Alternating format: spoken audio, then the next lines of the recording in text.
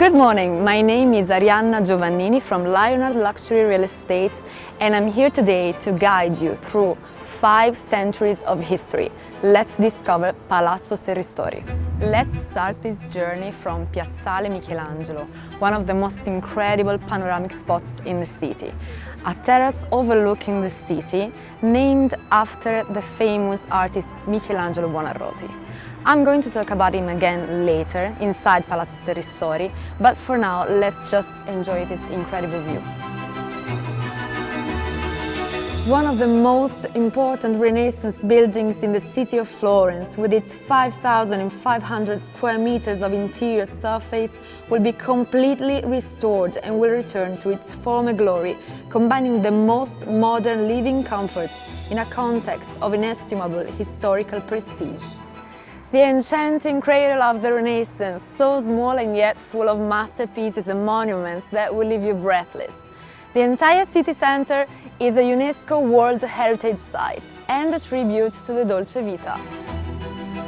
Florence is a man-sized city with incredible views and historical buildings, all at a walking distance that will surprise you with their overwhelming beauty. And you can now see the palace behind me, and it strikes you at first glance for its unique position. Free on 4 sides, the villa overlooks the Arno, the most important monuments of Florence, and the hills behind it.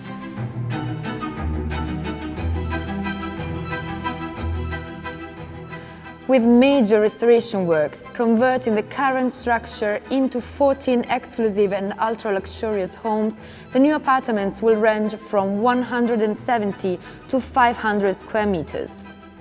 The history of Palazzo Serristori unfolds throughout the centuries with great events and famous people.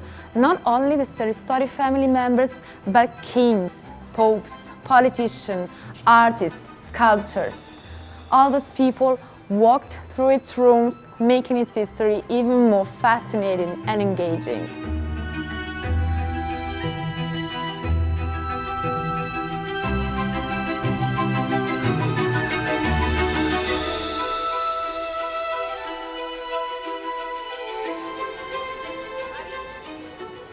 The construction of Palazzo Serristori dates back to 1515, when the bishop Lorenzo Serristori built a palace along the Arno bank, which testified the prestigious achievement of the Serristori family in the political and social sphere.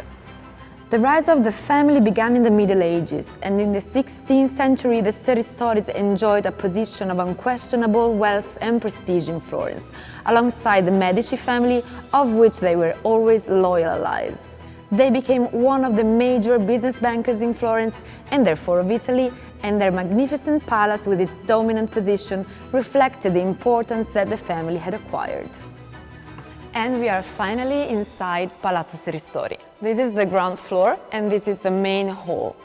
From documents we found in the Serristori archive, it is very likely that the architect who designed the original building were Antonio and Giuliano da Sangallo, together with Benedetto da Maiano, who was the favorite artist of Lorenzo the Magnificent.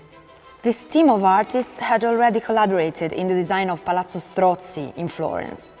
Over the centuries, this residence underwent huge transformations and became a splendid Baroque palace where the Serristori family lived until 1978.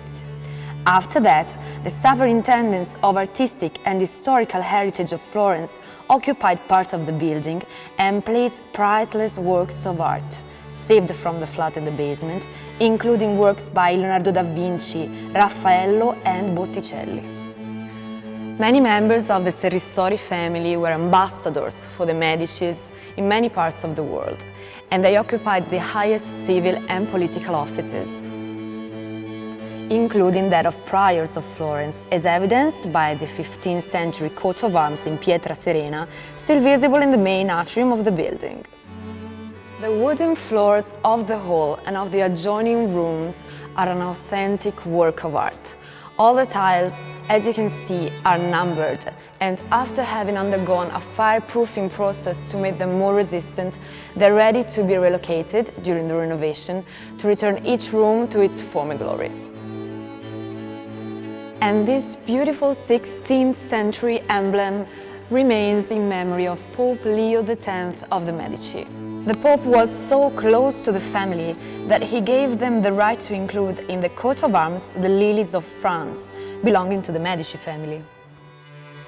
Among the many noble marriages the Serristori family contracted, one of all left the mark in this palace. It was the one between Maddalena Serristori and Jacopo of the Pazzi family, known to history for the famous Pazzi conspiracy against Lorenzo the Magnificent in 1478. The conspiracy was not successful, and Jacopo was executed together with the other conspirators. These 15th century effigies in glazed terracotta, works of inestimable value by Luca and Andrea della Robbia, on the walls of the main atrium of the building, remember their love. We are still on the ground floor. As you can see, not all the windows and rooms can be open at the moment, but I want to show you this particular room because here lived the Demidoff family. This was a very powerful Russian family that lived for a long time in the palace, until 1822. This was the smoking room, and here's where they left their family motto, non verba sed acta, which means facts, not words. And this represented their work in Florence. The Florentine people really loved this family, and we can see that the square in front of the palazzo still bears their name and their statue.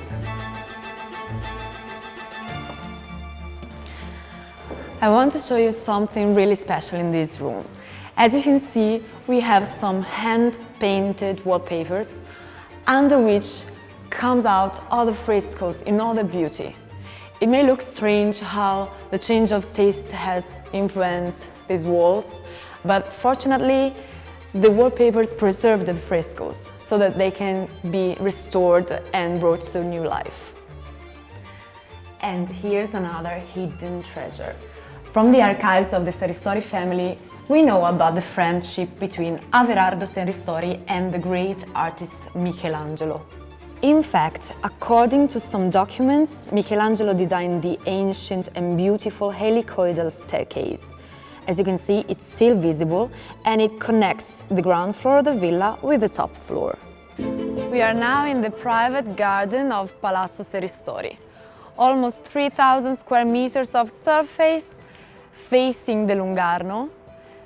This garden is really amazing. Of course, it needs restoration works. The project will include a wonderful pool, the only private pool on the Arno, and also a parking space.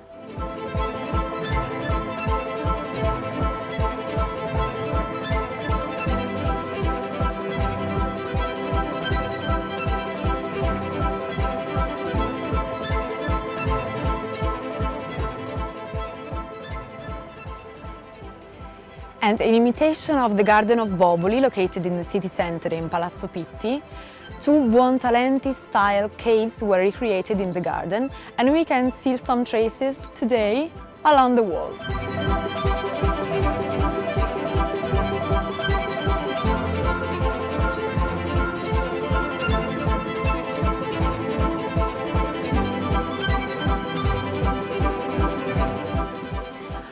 Following me through the rooms of this palace, you will see for yourself how it is even more majestic inside. And this statue welcoming us represents Serristoro, the famous notary who gave the name to the whole dynasty.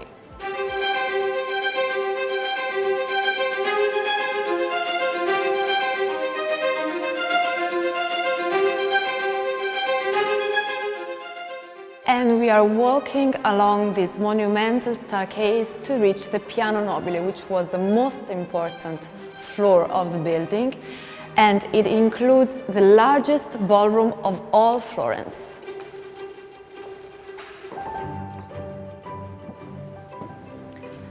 And finally, welcome to the majestic ballroom.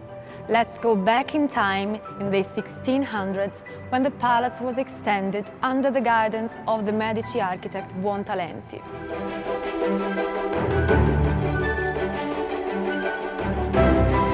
On the walls, we can admire the coats of arms of the most prestigious Florentine families of the time who used to attend the parties here. These original 18th century Murano chandeliers are still perfectly intact and still working. It's easy to imagine the light show they can create when they are all switched on at the same time. The major decoration of the main hall, realized in occasion of the wedding of Luigi Serristori and Camilla Riccardi in 1673, was painted by Cosimo Olivelli, Agnolo Gori and Paolo Lippi, very important artists of the 17th century who also painted the ground floor of Palazzo Pitti and the ceiling of the Uffizi.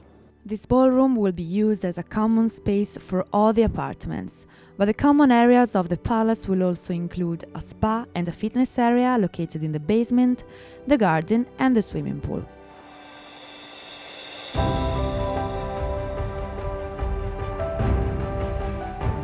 Giuseppe Bonaparte, brother of Napoleone Bonaparte, lived for many years in this palace. And let me show you this room where he lived and where he died in 1844.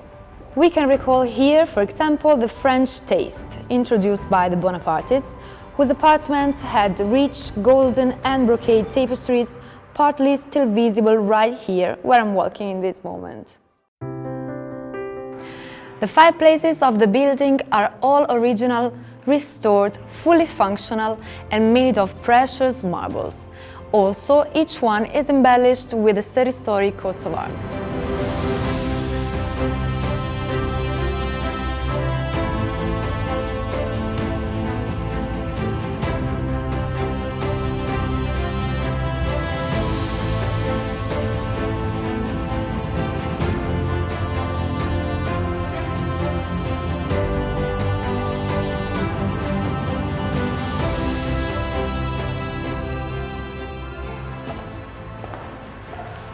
And we keep walking through the rooms of the Piano Nobile.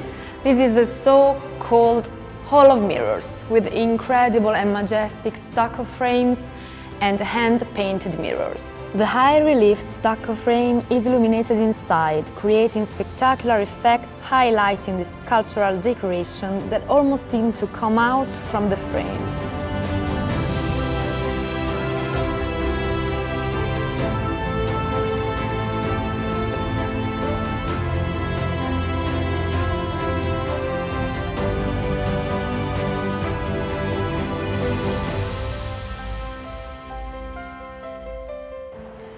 And this is one of the balconies at the first floor. What can I say? Just enjoy the view on the most important monuments of Florence, the Brunelleschi Dome and the Ponte Vecchio behind me.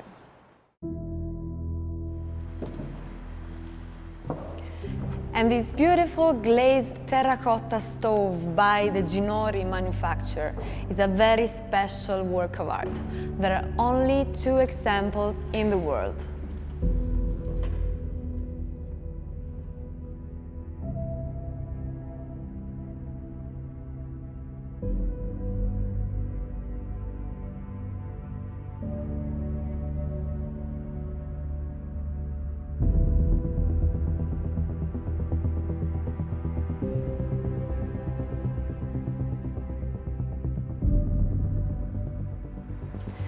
Now let me show you something really unique.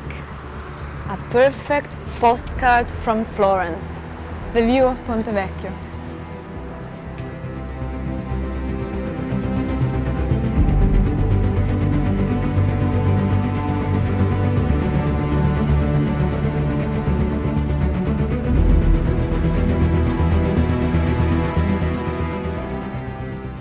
And we finally reached the upper floor with this beautiful terrace. From here you can enjoy the view of the Church of San Miniato al Monte, Piazzale Michelangelo, and all around the beautiful green hills surrounding Florence, the cradle of the Renaissance.